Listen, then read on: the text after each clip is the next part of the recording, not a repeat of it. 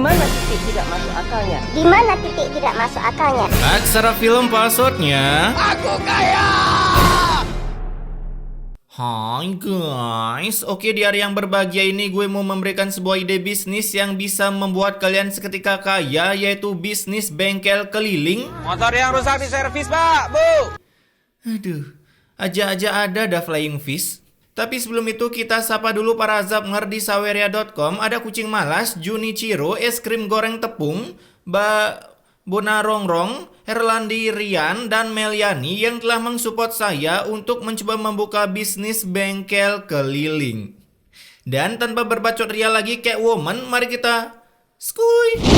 Film yang ide bisnisnya selalu di luar nalar ini dibuka dengan seorang mama yang kepalanya seperti terkena kutukan sampai membuat kedua anaknya terpanikan karena takut film baru dimulai sang ibu sudah berpulang. Oh ya, perkenalkan ini Reno, adiknya Beka, asik Beka, dan emaknya bernama Bulan. Kala itu karena si emak sakit, adiknya pun disuruh cepat-cepat pergi ke sekolah agar tak melihat emaknya terbenatkan jika itu terjadi. Terlebih lagi karena si emak sakit, Reno pun harus meminta cuti hamil ke bosnya karena ia tahu penyakit emaknya akan lama sembuhnya akibat tingkat perekonomiannya di tingkat kemiskinan. Kalau begini caranya, mending kamu saya pecat. Buset, kejam bedah. Jadinya mau tak mau si Reno harus OTW ke warung kakaknya berharap bisa mendapatkan bantuan. Tapi pada ia baru sampai ia langsung terkena ceramah no jutsu level ke-8 karena istri kakak kandungnya sendiri berkata seperti ini. Sudah waktunya ibu kamu itu nyusul almarhum bapak kalian. Astagfirullahaladzim, Mbak. Lihat tuh mas, adik kamu gak sopan sama aku. Kamu jangan kurang ajar sama istri aku ya. Lah, yang gak sopan siapa? Yang dimarah siapa? Sedangkan kakak kandungnya sendiri bernama Agus, ia malah mensupport istri begunalnya untuk GB dosa dengan cara mengusir adiknya sendiri dari sana agar ia dipecat oleh bosnya karena nggak kerja, lalu mati karena kelaparan bersama seluruh keluarganya. Wah, gelap sekali idenya Agus ya. Di rumah sang ibu pun hanya bisa mukbang segelas air keran yang bahkan ibunya sudah tahu kalau Agus tak mau membantu mereka. Jadinya sang ibu menyuruh Reno untuk kerja aja daripada ia harus kehilangan pekerjaannya. Lebih baik kehilangan pekerjaan aku daripada aku kehilangan ibu. Asik, mahkotamu sedang dicorking. Mendengar itu tentunya membuat sistem kekebalan tubuh ibunya meningkat. Apalagi beruntungnya si Adi pulang lebih cepat karena kebetulan pintu gerbang sekolah terbuka lebar-lebar selebar loker di pemerintahan jika punya orang dalam. Caks. Jadinya Reno pun bisa cepat-cepat pergi bekerja. Di sisi lain ada sesuatu yang hadeh-hadehkan karena saat ini Begundal mau servis motor tapi nggak ditangani oleh Reno. Gak usah deh bang, saya biasanya mesarip bang. Di mana sih? Bisa-bisanya nggak jadi cuman karena beda mekanik. Lagian apa bedanya cuy? Mending kayak lu cukur rambut ya wajar lah pilih-pilih tukang cukur. Ini servis motor. Nggak mungkin kan lu servis ganti oli yang diganti malah busi. Dan karena kejadian ini membuat bosnya sangat kesal dengan Reno yang suka datang telat akibat banyak halangan di rumahnya. Bahkan karena Reno telat 3 jam, ia pun harus melakukan lembur selama 3 jam. Dan itu pun tanpa dibayar karena dianggap sebagai loyalitas. Kayak perusahaan pada umumnya aja ya guys. Nah, ketika lembur yang bersifat loyalitas itu selesai, Reno pun akhirnya bisa pulang dengan kondisi perut seperti cacing kesurupan karena ia berpura-pura sudah makan dengan ibunya, yang padahal saat keluar kamar, Reno pun harus menyantap nasi putih dengan topping coklat di atasnya. Pagi harinya, karena Reno memakan seluruh nasi di rumah, adiknya pun mencoba meminta beras ke warung kakak iparnya, tapi tentunya tak di ACC. Begitu juga dengan Reno, ia mencoba meminta kasbon ke bosnya yang pastinya juga tak di ACC. Karena mereka memiliki sifat yang sama, yaitu sifat para penghuni neraka. Asik. Dasar mental orang miskin gini nih. Bukannya ngebantu, malah ngulti. Ibu kamu cuma bisa nyusahin aja. Sakit lama banget gak mati-mati. Tuh kan, sama kan sifatnya. Entar aja mati meet and greet di neraka. Kala itu karena tak bisa mendapatkan beras, adiknya pun begitu jackpot karena ia berhasil melihat beras yang sedang melakukan demo di jalanan, sehingga Beka pun bisa memungutnya untuk dijadikan santapan kematian buat kakak dan ibunya. Sementara di tempat Reno, ia pun disuruh lembur oleh bosnya dan mengira dirinya akan dibayar lebih jika lembur. Tentunya si Reno mengiyakan aja, tapi setelah selesai lembur lalu meminta uang lembur untuk beli makanan. Saya nggak dapat uang lemburan, Pak. Tuh, Ambil. Gila, ada ya orang sekejam gini? Kayaknya cuma di FTV aja dah.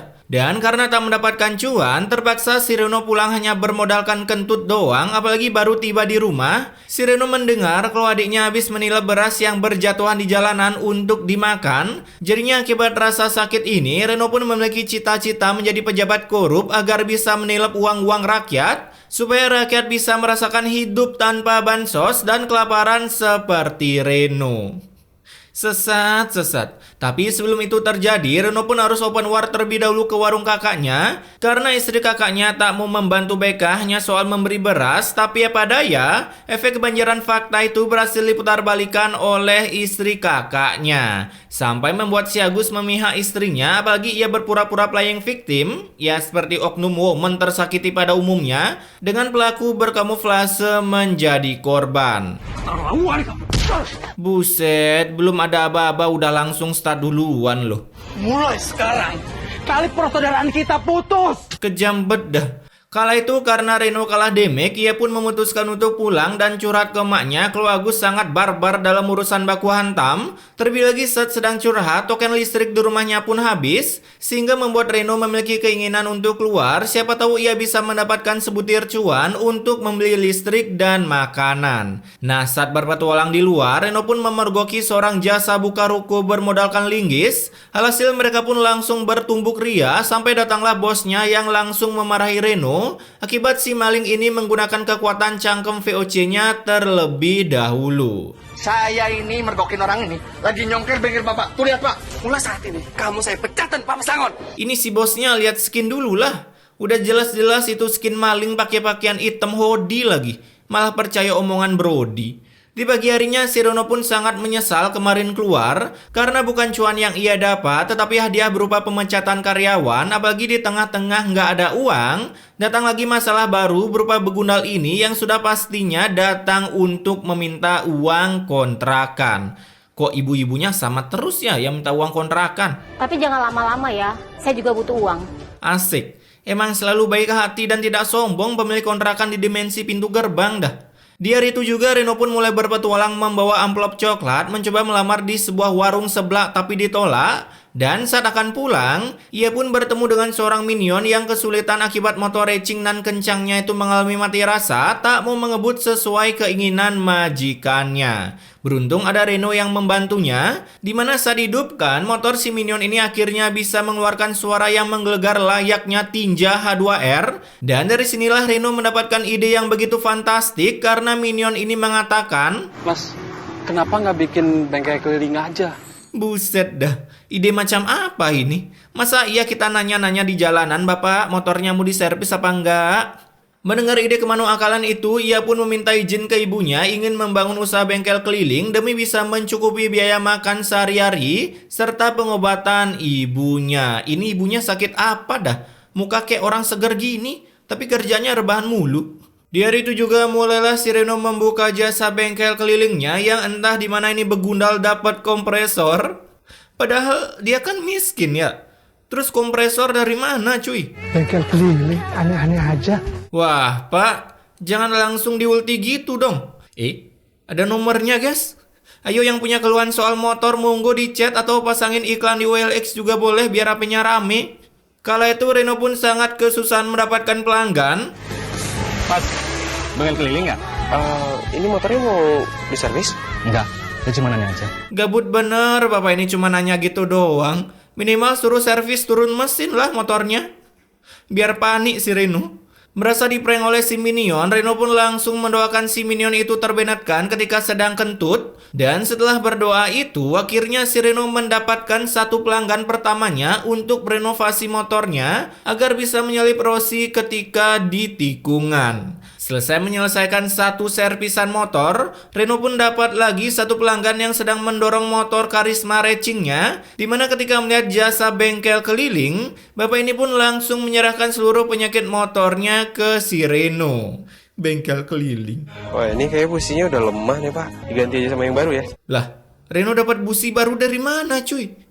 Bukannya dia nggak punya uang sama sekali pakai modal bengkel ya? Mau bikin pemeran miskin tapi di tengah-tengah film dibuat punya cuan. Kala itu saat sedang mengupgrade motor bapak ini, si Agus pun melihat Reno dari kejauhan yang begitu terkejutnya ia karena Reno membuka usaha bengkel keliling. Jadinya selesai Reno mengupgrade spek motor bapak ini, ia pun langsung dipanggil dan diberi ceramah no jutsu oleh abang begundalnya ini karena katanya, Abang nggak mau lihat lagi, kamu keliling lewat sini. Abang yang malu. "Yailah, kalau malu biayain hidupnya dong. Lagian ini adiknya mau bikin robosan baru yang gak pernah terpikirkan makhluk hidup sejak zaman Fir'aun loh."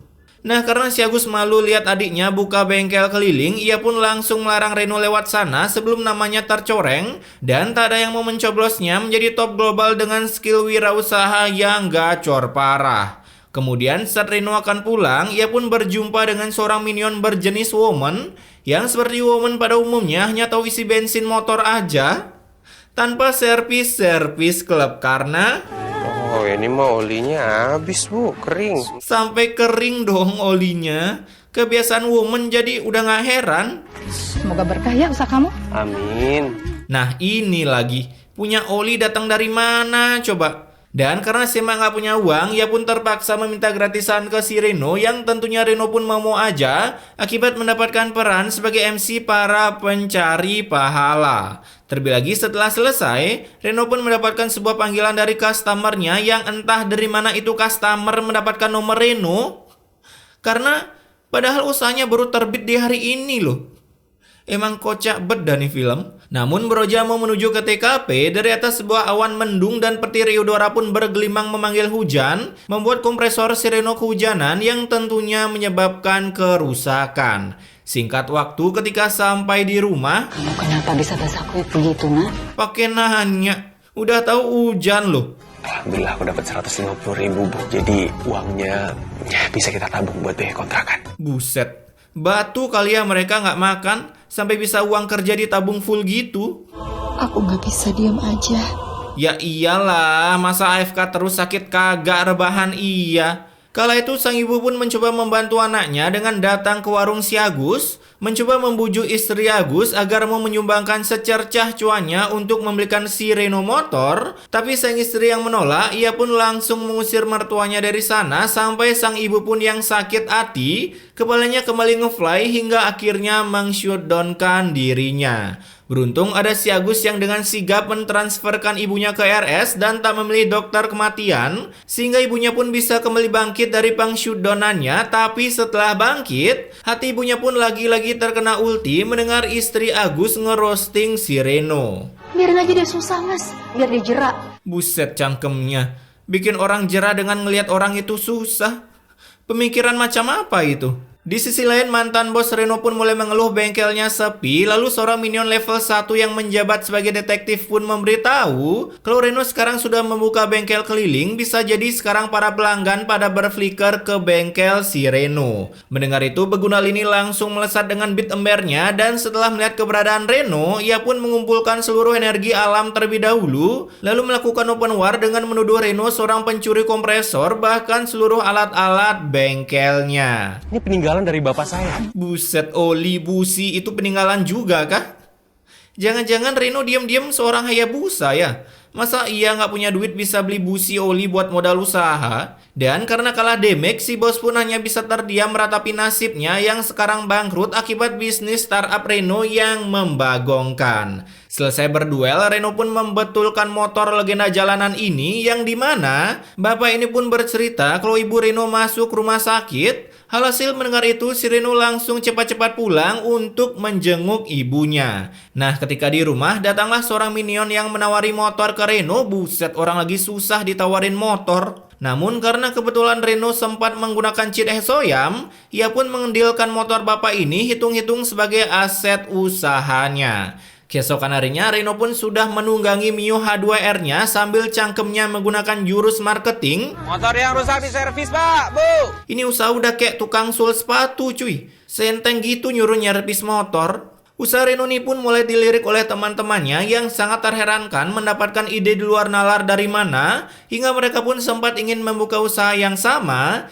tapi masih takut dengan begundal semprul ini. Ya ilah, kalau mau berkembang ya harus berani by one sama risiko lah.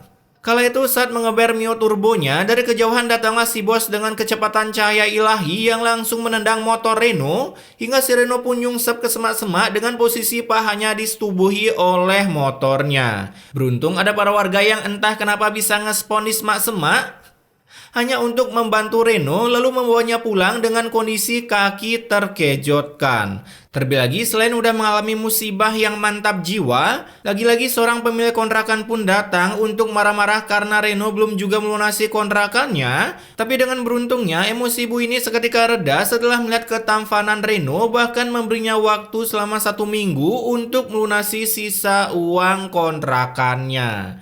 Baik kali kan orangnya? Tapi baru aja berbuat baik dengan memberi waktu 1 minggu, minion ini pun malah menggebekkan dosanya ke warung Agus dengan melapor kalau adiknya tak juga membayar kontrakan akibat kakinya disetubuhi motor. Dia tuh pura-pura jatuh dan kakinya sakit supaya dia tuh nggak kerja dan malas-malasan aja. Ya, gini nih pentingnya ibu memberi ASI sedini mungkin, supaya ketika udah besar nggak jadi asu. Keesokan harinya dengan kaki kejot, Reno pun berusaha menangani penyakit para motor di kampung sana. Masa iya ya? Tiap hari motor warga di sana rusak. Dan setelah mendapatkan cuan, datanglah para begundal gandul yaitu Agus dan istrinya yang entah kenapa datang hanya untuk ngerosting si Reno. Jadinya sang ibu yang kesal melihat anaknya dipojokin, ia pun langsung join ke Battalion of Dawn dengan sedikit ngebacot lalu pingsan.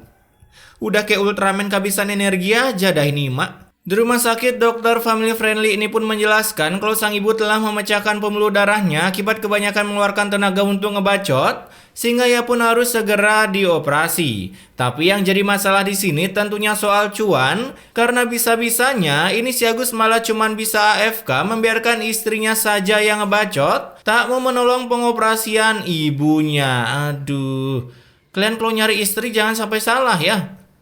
Keesokan harinya ketika sang ibu sudah siuman, ia pun memberikan pesan immortal terakhirnya ke Reno dan juga Beka, karena setelah itu ia pun langsung menghembuskan kentut terakhirnya. Dadah ibu. Bisa-bisanya ini di rumah sakit loh dok. Jangan primitif gitulah. Masa ngecek matinya orang modal jari doang? Beberapa hari setelah berduka, Reno pun mulai beraktivitas kembali menjajalkan jasanya, tapi lagi-lagi bertemulah ia dengan mantan bosnya yang langsung tanpa berbacot ria ingin menggedik si Reno, malah mukul angin, hingga membuatnya berguling-guling di aspal. Dan karena malu, ia pun memutuskan untuk surrender. Salah siapa? Setelah berduel dengan mantan bosnya, Reno pun lagi-lagi harus berduel dengan dia, Alex. Namun dengan tangkisan maut dari Reno, ia pun bisa menggedikkan dia, Alex, ke sebuah batu kerikil. Lalu datanglah para minion yang membantu Reno untuk membawa si dia, Alex, ke rumah sakit. Dan tak berselang lama datanglah emak si begal ke rumah Reno untuk meminta pertanggungjawaban karena ternyata nyawa si dia, Alex, telah berflicker ke neraka. Mamam tuh. Saya akan bawa Mas Ryu ke jalur hukum agar kamu dipenjara. Emang real sih ini di Konoha. Kita lawan begal, begalnya mati, kita yang dipenjara. Terus kita harus AFK gitu, nggak boleh ngelawan. Kala itu Reno pun dibawa ke kantor polisi untuk ditahan sementara waktu, dan si Beka yang kesal melihat hukum yang membagongkan ini, ia pun langsung mengamuk di sana, hampir berubah menjadi QB ekor 100 tapi berhasil ditenangkan oleh si Reno.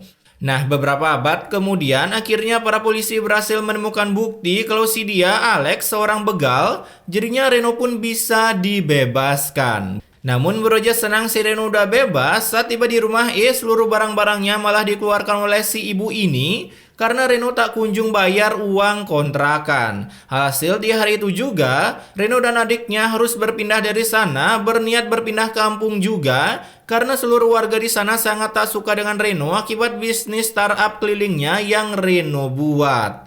Kemudian setelah 1 tahun membangun bisnis bengkel keliling, aduh, nggak masuk akal lagi nih. Si Reno pun udah bisa mendirikan bengkelnya sendiri dan sudah tak perlu berpindah-pindah dimensi lagi mencari pelanggan.